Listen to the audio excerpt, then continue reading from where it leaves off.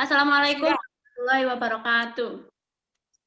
Waalaikumsalam warahmatullahi wabarakatuh. Kelompok kami ada saya, nama saya Kalki Sonia dengan NIM 305.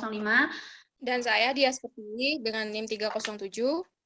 Saya Sofia Karisma, NIM 309. Analisis rasio adalah analisis yang membandingkan akun-akun yang ada di laporan posisi keuangan atau neraca.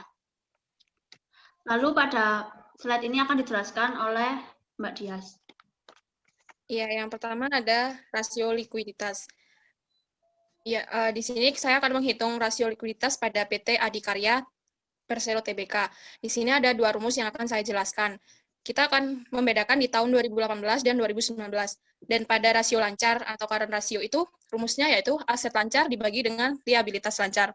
Nah, di situ pada tahun 2018, aset lancarnya sebesar 25 triliun 429 miliar 544.167.566 dibagi dengan liabilitas lancarnya sebesar 18 triliun 964 miliar 304.189.855, yaitu hasilnya sama dengan 1,34.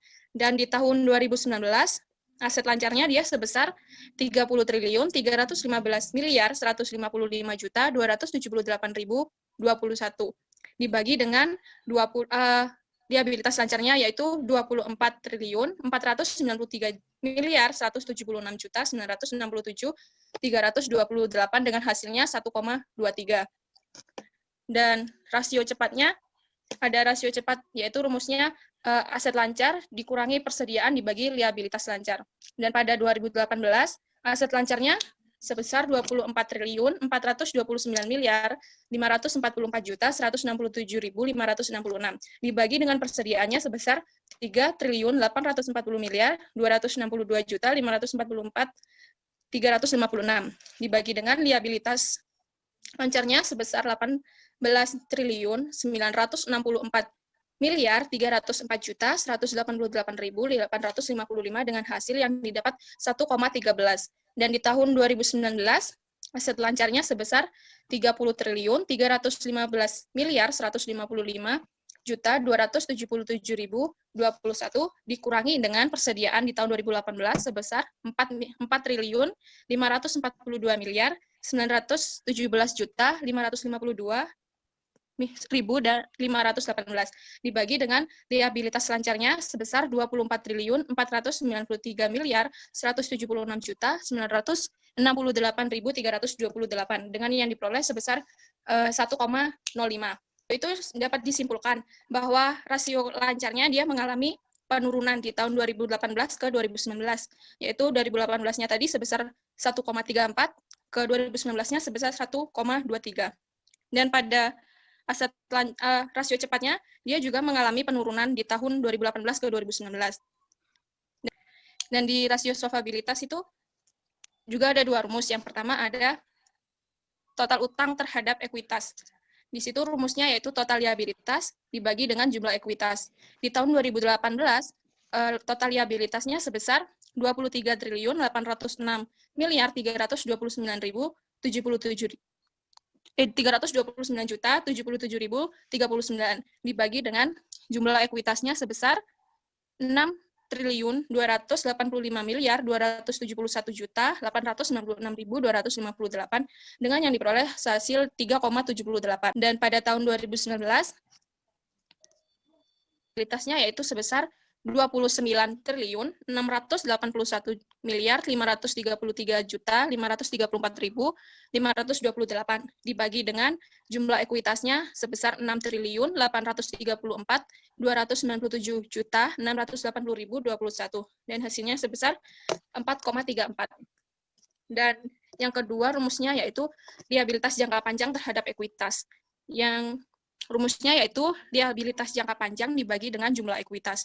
Pada tahun 2018, liabilitas jangka panjangnya dia sebesar 4 triliun 971 miliar 628.629.672 dibagi dengan jumlah ekuitas sebesar 6 triliun 285 miliar 271.000 96.258 dan hasilnya sama dengan 0,77.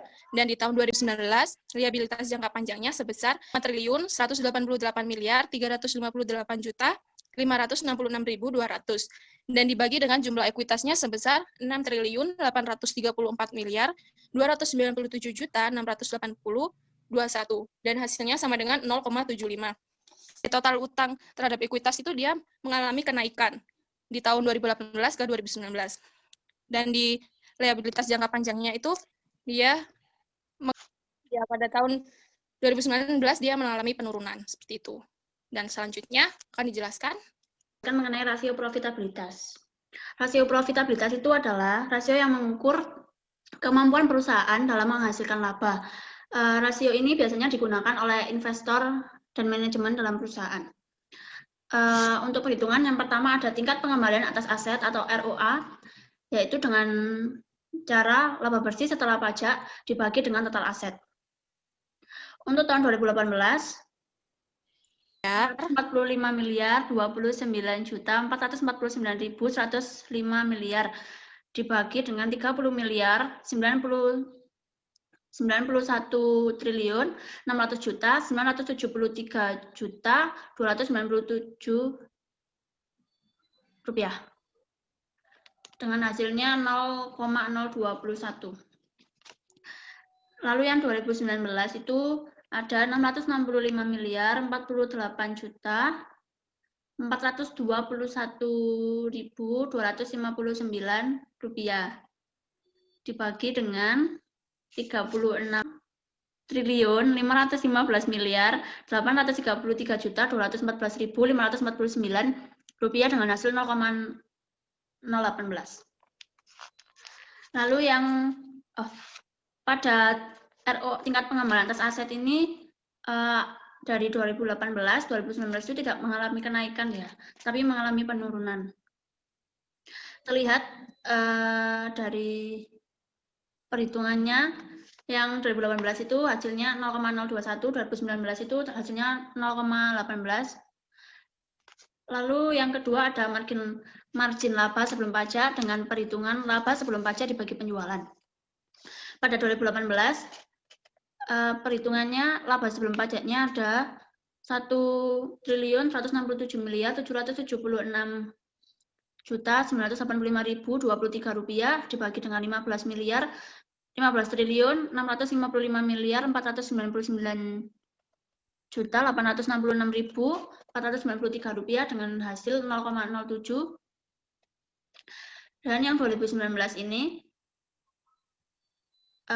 pembagiannya ada laba sebelum pajaknya ada 1.185.575.074.644 rupiah dibagi dengan 15.307.360.860.220.494 rupiah dengan hasil 0,07. Jadi dalam margin laba sebelum pajak ini 2018 dan 2019 itu hasilnya sama ya, sama 0,07-nya. Jadi bisa disimpulkan itu untuk yang margin laba sebelum pajak ini perusahaan tidak mengalami kenaikan ya, tapi stagnan di tempat itu saja. Jadi nggak ada kenaikan atau penurunan. Rasio ini tuh jika dari tahun ke tahun semakin tinggi, berarti dapat dikatakan kemampuan perusahaan dalam menghasilkan laba itu juga semakin tinggi. Karena di yang ROA ini mengalami penurunan, jadi perusahaan itu dalam menghasilkan laba itu tidak mengalami kenaikan, tapi mengalami penurunan. Jadi perusahaan dikatakan tidak mampu dalam menaikkan laba, gitu. Untuk yang selanjutnya dijelaskan oleh Mbak Sofia. Selanjutnya ada rasio aktivitas. Rasio ini digunakan untuk mengukur seberapa efektif perusahaan dalam memanfaatkan sumber daya yang ada di perusahaan tersebut. Ini kita pakai dua rumus. Yang pertama ada total asset turnover ratio, yang kedua fixed asset turnover ratio. Untuk yang total asset turnover ratio, pada tahun 2018, rumusnya itu penjualan dibagi dengan total aset. Penjualannya itu 15 triliun 655 miliar 499 juta 866.493 rupiah dibagi dengan 30 miliar 91 triliun 600 juta 973.297, hasilnya 0,52. Untuk yang 2019, penjualannya itu 15 miliar 307 triliun.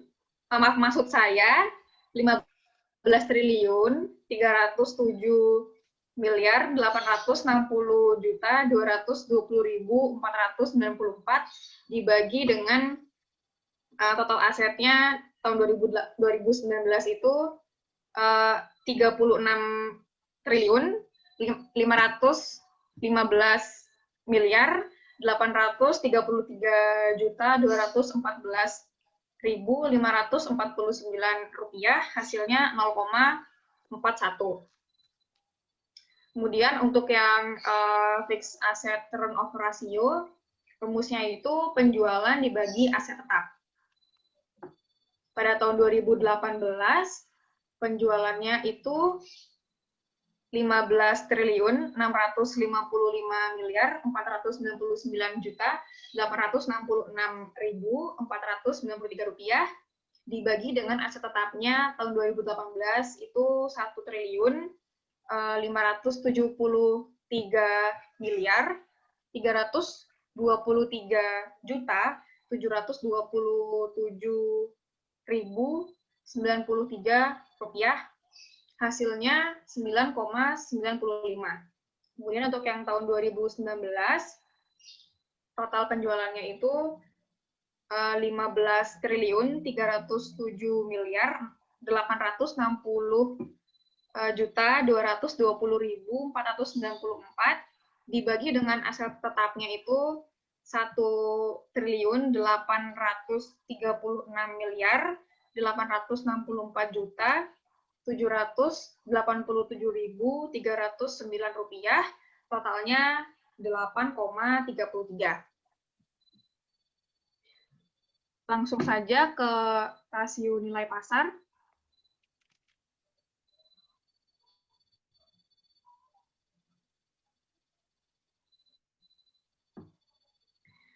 Pada rasio nilai pasar ini, rasionya ini digunakan untuk memperhitungkan kondisi pasar saham terhadap kinerja perusahaannya. Pada yang kita gunakan ini ada rasio harga terhadap laba dan harga terhadap nilai buku. Yang pertama, pada rasio harga terhadap laba, rumusnya itu harga pasar per lembar dibagi dengan laba per saham. Untuk tahun 2018-nya, harga pasar per lembarnya itu 1 juta, kemudian laba per sahamnya itu 181. Dan ketika dibagi, hasilnya 5.524.008, maksud saya 5.524,86 rupiah.